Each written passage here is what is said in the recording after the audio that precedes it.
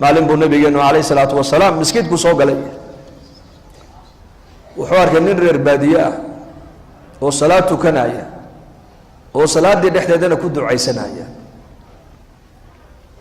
uu istaagay nabigu markaa ducadii buu dhageystay waa duco cajiib ah duco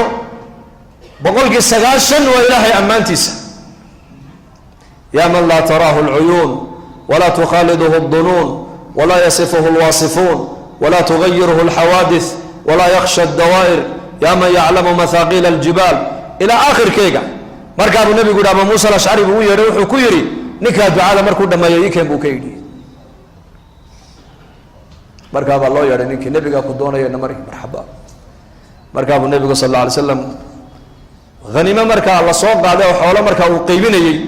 ayuu kiish lacaga intuu ka soo dhex qaaday buu nabigu ninkii gacanta kaga riday nin baahan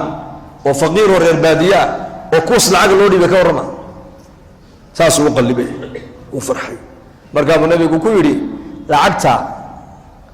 sababta aan kuu siiyey maad garan buu ka yidhi markaasuu yidhi haa maxaad u malay inaan kuu siiyey dee tolnimaad ii siisay buu yidhi markaa buu nabigu ku yidhi waa runta raximkuna xaq way leeyihiin in wax laysku siiye laakiin lacagtan ujeeddadaan kuu siiyey waxa weeyaan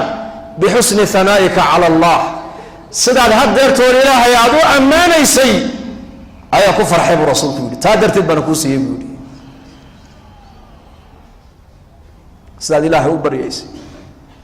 sidaad ilaahay u ammaanaysay waayo maqsuudka nebiyada adduunyada loo keenay baa ahaa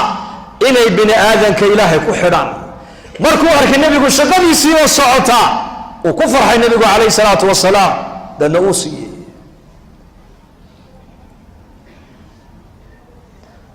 tacalluqa ilaahay dadku ay la leeyihiin baa nebiga agtiisa ku weyne lacagtu agtiisa kuma weyno xataa si fii siirati cumar waxaa ku taalla hanimadii ayuu maalin maalmaha ka mida cumar dul fadhiistay markaasuu u qaybinaya saxaabada markaasuu arkay nin yaroo gacan go-an markaasuu yidhi gacantan maxaa kaa gooya buu yidhi wuxuu yidhi qaswadii halkaas ahayd ayaa dhaawacan la ii geystay buu yidhi ku dhaawacmay markaasuu lacagtii buu cumar soo qaaday kun buu siiyey kun kale ugu daray haddana markaasuu cumar u qaybiyaa isagana weli meeshuu taagay oo lacagtii buu tirsanaya markaasuu cumar ninkii isha ku dhiftay haddana mar labaad mar alle markuu dhaawacii arko ayuu soo qaadaa kun kalu haddana siiya markaasuu cumar haddana u qaybiyaa markaabuu haddana ishuu ku dhifta halka yarka gacanta dhaawacu kaga dhacay markaabuu kun kale qaado uu tiriyaa uu siiya mar dambuu cumar markaa u waaya ki yaraa markaasaa lagu yihi cumar baa war ninkii meesha joogay mey waxaa la yidhi xoolaha aad siisay badnideeda ayuu la dawakhay uu ka socday meeshii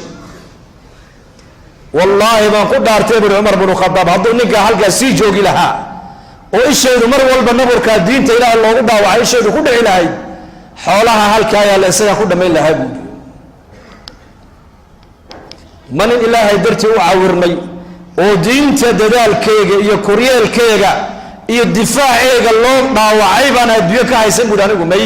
wallahi waan ku bixin lahaa buri wax meesha yaalloo dhan ba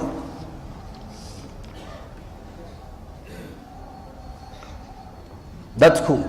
inay ilaahay jalla wacalaa ku xidhmaan baa muhiimaddu ay tahay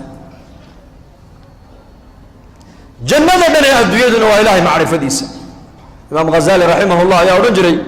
jannada adduunyadu waa ilaahay macrifadiisa ilaahay garo bas